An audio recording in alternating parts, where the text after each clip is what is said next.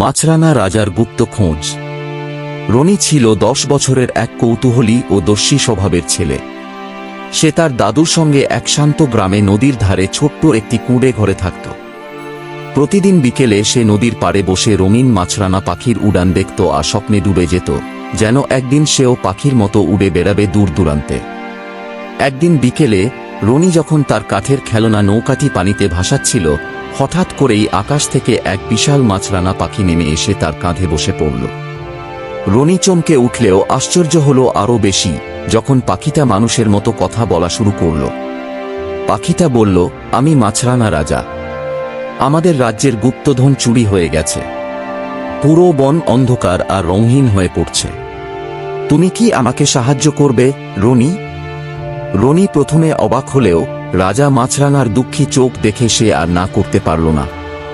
সাহস নিয়ে সে বলল, ঠিক আছে রাজামশাই, আমি চললাম আপনার গুপ্তধন খুঁজতে। রাজা মাছরাঙা তার ডানার নিচ থেকে একটি ঝলমলে রঙিন পালক বের করে রনিকে দিল। এটা এক জাদুর পালক, সে বলল, যেখানে ঝলমল করবে বুঝবে পথ ঠিক আছে।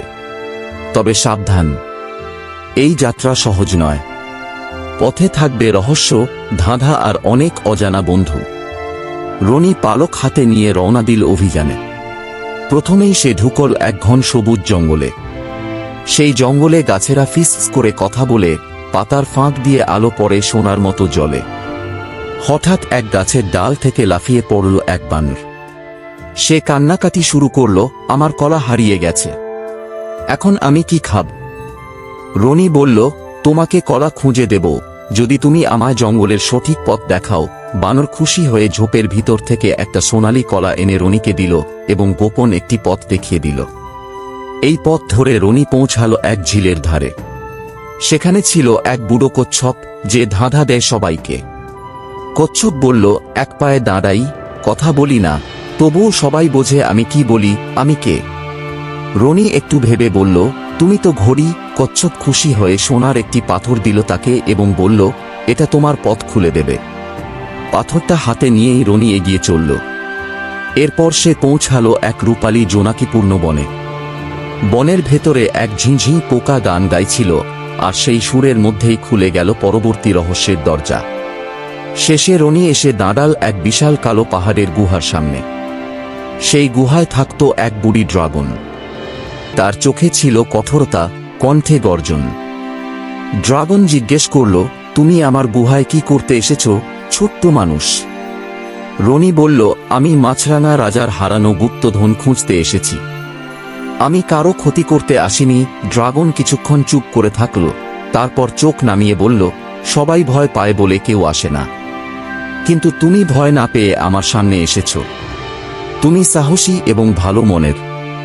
এই নাও, এটা রাজার গুপ্তধন। ড্রাগন তার লেজের নিচ থেকে একটি সোনার সিন্দুক বের করে রনিকে দিল। রনি খুশিতে ঝলমল চোখে ধন্যবাদ জানিয়ে ফিরে এল নদীর পাড়ে। মাছরাঙা রাজা তখনই আকাশ থেকে নেমে এলো। সিন্দুক দেখে সে খুশিতে ডানা মেলে বলল, তুমি আমার রাজ্যকে রক্ষা করলে, রনি। আজ থেকে তুমি আমাদের বনের বন্ধু, বনের রক্ষক। সেই দিন থেকে রনি আর মাছরাঙা রাজা একসঙ্গে উড়ে বেড়ায় আকাশে।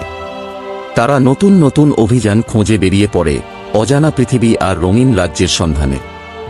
গ্রামের মানুষ বলে, যদি কখনো গোধূলিতে নদীর পাড়ে দাঁড়িয়ে আকাশের দিকে তাকাও, তবে দেখতে পাবে একটি ছেলে আর এক রঙিন পাখি উড়ে চলেছে স্বপ্নের দিগন্তের দিকে। আরো নতুন নতুন ভিডিও পেতে লাইক এবং সাবস্ক্রাইব করো।